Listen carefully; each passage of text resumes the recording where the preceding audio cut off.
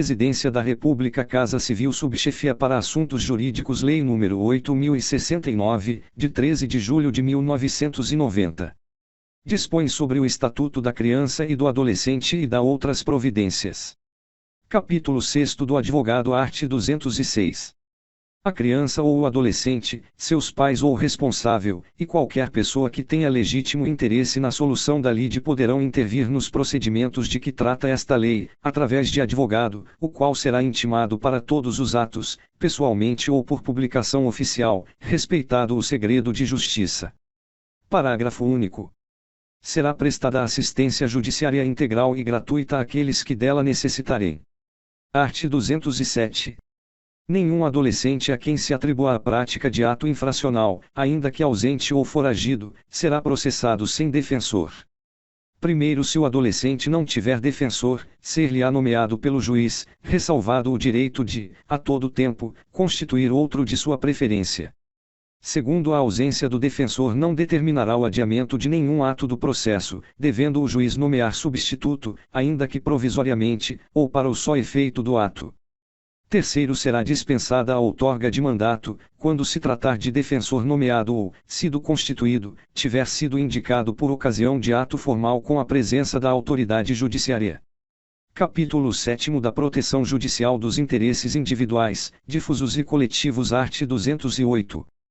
Regem-se pelas disposições desta lei as ações de responsabilidade por ofensa aos direitos assegurados à criança e ao adolescente, referentes ao não oferecimento ou oferta irregular, e, do ensino obrigatório.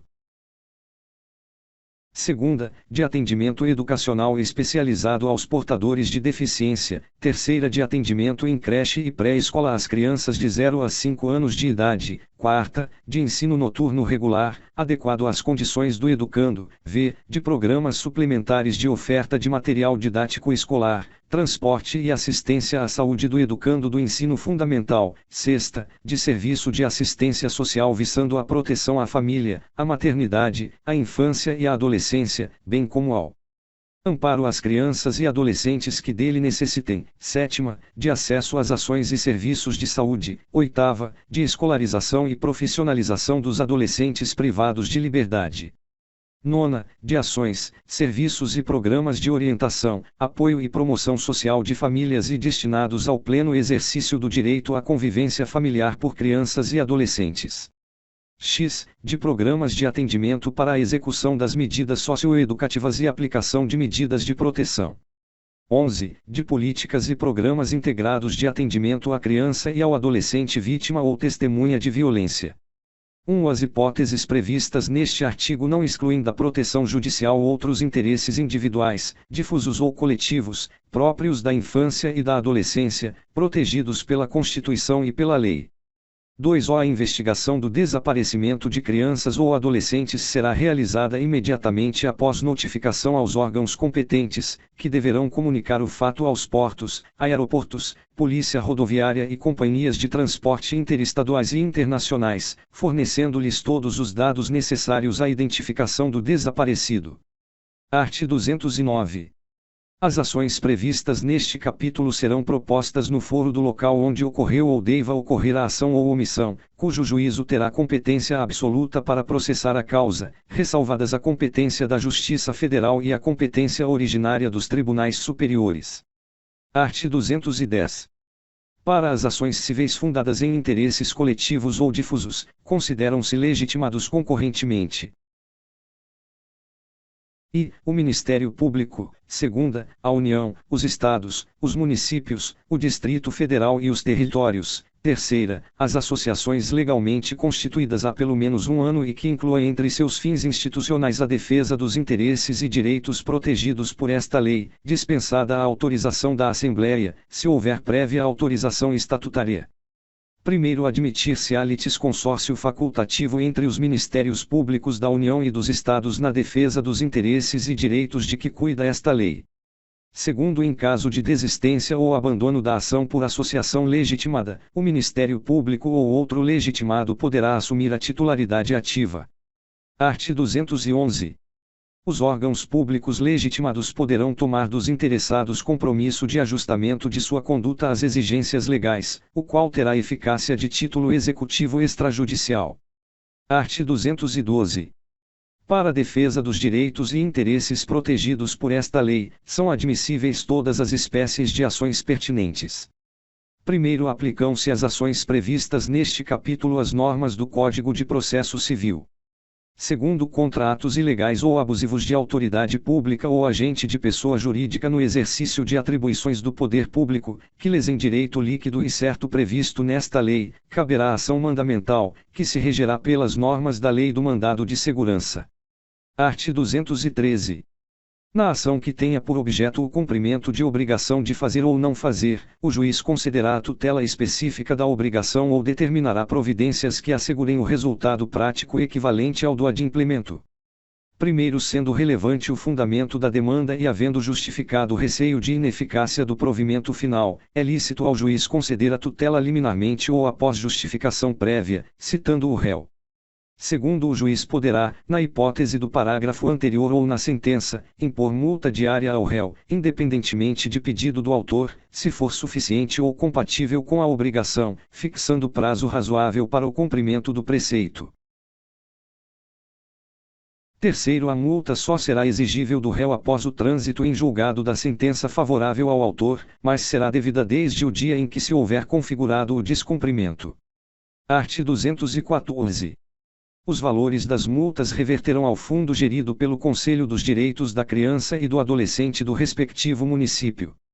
Primeiro, as multas não recolhidas até 30 dias após o trânsito em julgado da decisão serão exigidas através de execução promovida pelo Ministério Público, nos mesmos autos, facultada igual iniciativa aos demais legitimados.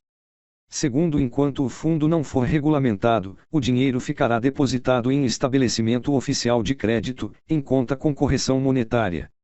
Art. 215. O juiz poderá conferir efeito suspensivo aos recursos, para evitar dano irreparável à parte. Art. 216. Transitada em julgado a sentença que impuser condenação ao poder público, o juiz determinará a remessa de peças à autoridade competente, para a apuração da responsabilidade civil e administrativa do agente a que se atribua a ação ou omissão. Art. 217. Decorridos 60 dias do trânsito em julgado da sentença condenatória sem que a associação autora lhe promova a execução, deverá fazê-lo o Ministério Público, facultada igual iniciativa aos demais legitimados. Art. 218. O juiz condenará a associação autora a pagar ao réu os honorários advocatícios arbitrados na conformidade do 4º do art. 20 da Lei N. Graus 5.869, de 11 de janeiro de 1973, Código de Processo Civil, quando reconhecer que a pretensão é manifestamente infundada. Parágrafo único. Em caso de litigância de máfia, a associação autora e os diretores responsáveis pela propositura da ação serão solidariamente condenados ao décuplo das custas, sem prejuízo de responsabilidade por perdas e danos. Art. 219. Nas ações de que trata este capítulo, não haverá adiantamento de custas, emolumentos, honorários periciais e quaisquer outras despesas. Art. 220. Qualquer pessoa poderá e o servidor público deverá provocar a iniciativa do Ministério Público, prestando-lhe informações sobre fatos que constituam objeto de ação civil, e indicando-lhe os elementos de convicção. Art. 221. Se, no exercício de suas funções, os juízos e tribunais tiverem conhecimento de fatos que possam ensejar a propositura de ação civil, remeterão peças ao Ministério Público para as providências cabíveis. Art. 222. Para instruir a petição inicial, o interessado poderá requerer às autoridades competentes as certidões e informações que julgar necessárias, que serão fornecidas no prazo de 15 dias. Art. 223. O Ministério Público poderá instaurar, sob sua presidência, inquérito civil, ou requisitar, de qualquer pessoa, organismo público ou particular, certidões, informações, exames ou perícias, no prazo que assinalar, o qual não poderá ser inferior a 10 dias úteis. Primeiro, se o órgão do Ministério Público, esgotadas todas as diligências, se convencer da inexistência de fundamento para a propositura da ação civil, promoverá o arquivamento dos autos do inquérito civil ou das peças informativas, fazendo-o fundamentadamente. Segundo, os autos do inquérito civil ou as peças de informação arquivados serão remetidos, sob pena de se incorrer em falta grave, no prazo de 3 dias, ao Conselho Superior do Ministério Público. Terceiro, até que seja homologada ou rejeitada a promoção de arquivamento, em sessão do Conselho Superior do Ministério Público, poderão as associações legitimadas apresentar razões escritas ou documentos, que serão juntados aos autos do inquérito ou anexados às peças de informação. Quarto, a promoção de arquivamento será submetida a exame e deliberação do Conselho Superior do Ministério Público, conforme dispuser o seu regimento. Quinto, deixando o Conselho Superior de homologar a promoção de arquivamento, designará, desde logo, outro órgão do Ministério Público para o ajuizamento da ação. Art. 224. Aplicam-se subsidiariamente, no que couber, as disposições da